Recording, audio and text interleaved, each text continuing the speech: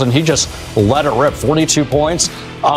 The Cavs, I was in their post-game locker room. They just seemed deflated because they had no answer for Luka. The Lakers are an elite defensive team. And you might think, what? Like, how on earth can you say that? Back it up, The Mark. Give us some numbers numbers. do not lie. They're top 10 in defensive rating, 10th in blocks, 8th in steals. And you know what? It's as simple as if you communicate, if you put in a lot of effort, good things can happen, because we've seen them make defensive stops, creates instant offense, amazing lobs for LeBron James, easy layups overall. And they're doing this without Marcus Smart. I remember earlier in the season, he was adamant to me in the locker room, we can be a good defensive team if we take care of all the little things. And I thought, you know what, like, LeBron's up in age. There's injuries. They don't have those elite defenders that you think of in the league. But Marcus Smart's right. All they have to do is think, you know what? We can make up for it with the sum of our parts as a team with effort and grit. And that's gone a long way. And so far, they've excelled in the month of March as one of the best defensive teams in the league. Are you for real? Are you for real? Are you for real? And now the benchmark is movements again to, can you beat the Thunder in these next two games? 1 month ago, the Lakers were still a question. Did Luka, LeBron, and Austin Reeves really fit? Could this team defend enough? Could they actually survive the West? Now, that conversation has changed. Luka just put together a historic March. The Lakers finished their month 15-2, and suddenly this is no longer about whether they belong in the playoff picture. Now it's about how far this thing can really go. But before we go too far, there's still one question hanging over all of this. Did the Lakers actually change their ceiling, or did they just change the conversation? I think its first takeaway is Luka Doncic. I mean, he's coming off that one-game suspension because of the technicals, and he just let it rip. 42 points. The Cavs, I was in their post-game locker room. They just seemed deflated because they had no answer for Luka. But you know what, Peter?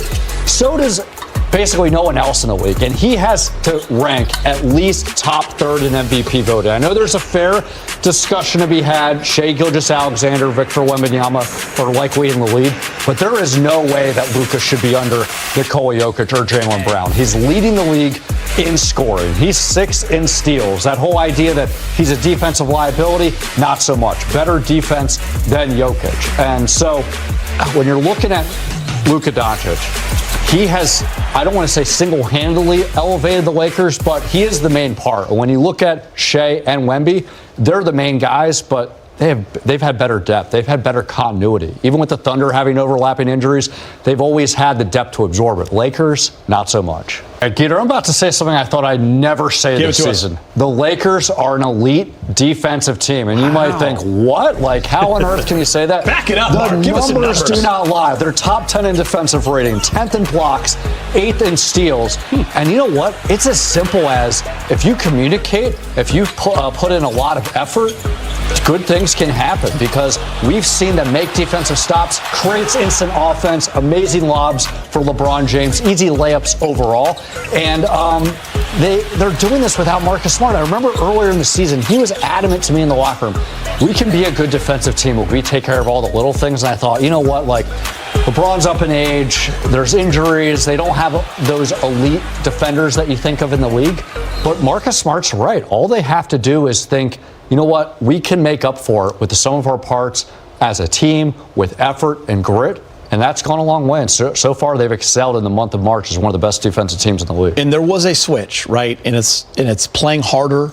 And like you said, communicating, it's been huge, because you see every guy on a string and they're talking and they're actually into it on that end of the floor. I think it's been a big difference, and it's been right in front of our face. Yeah, and I think health helps. I mean, Marcus Smart is out, and he's a huge part of their Laker defense. But the fact that LeBron James, Luka Doncic, Austin Reeves finally getting more games together, that's good for their chemistry, but it's also good for the rest of the rotation. I think that was one of the things that contributed to the defensive lapses, because different roster combinations, understandably, JJ Redick's trying to find that right fit. But as a result, one of the consequences is there's not as much of that synergy because everyone's trying to get used to each other. Do you feel like the narrative has changed in terms of how this team plays, defense, big three, ceiling, all of that? Do you feel like it has officially shifted and changed?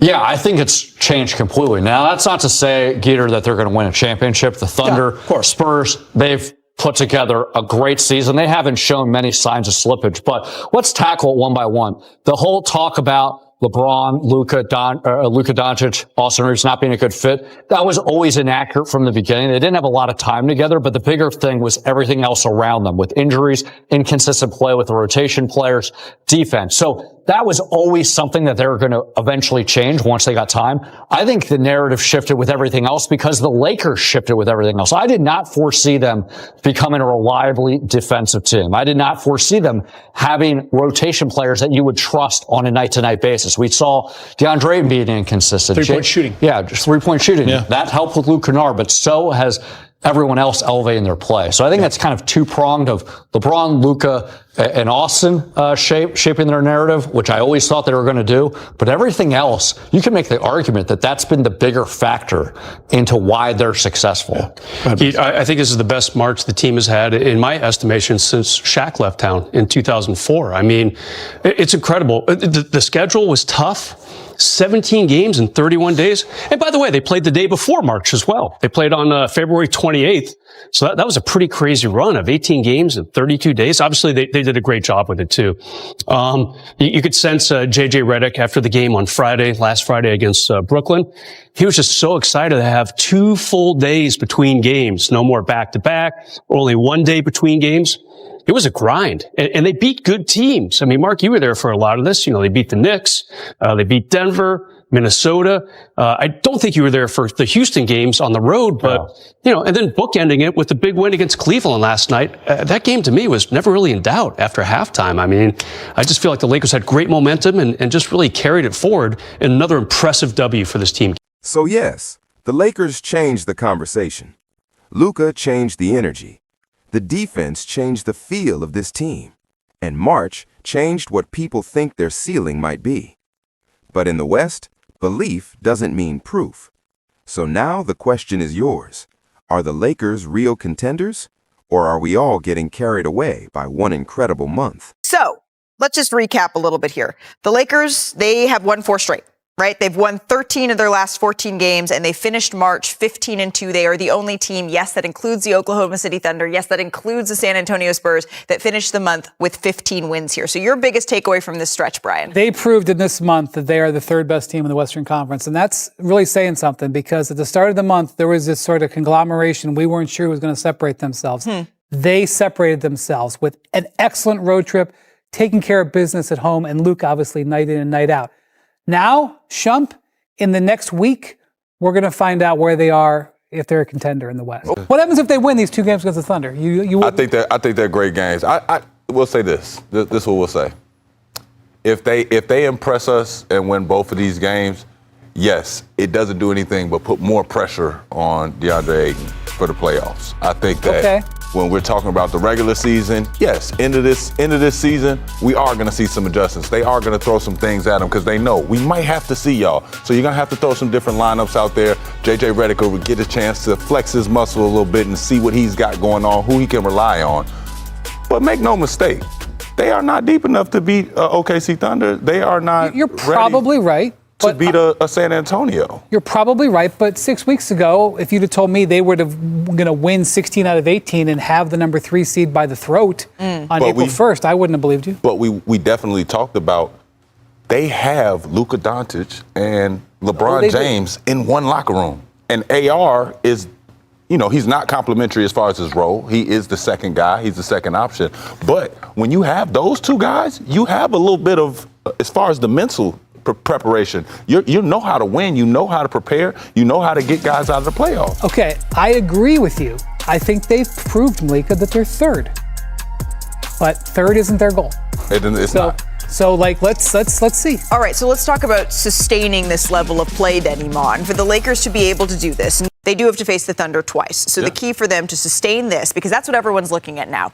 Are you for real? Are you for real? Are you for real? And now the benchmark is movements again to can you beat the Thunder in these next 2 games? The way they're going to get there is by defending. I know that we show all of the offensive stats, and their offense has been awesome.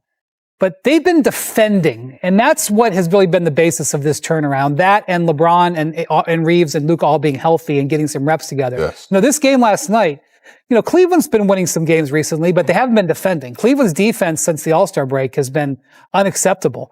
The Lakers' defense since the All-Star break has been vastly improved. Yes. But is it good enough to win at the highest level? Shump doesn't think so. He could be right. He's probably right, but let's see.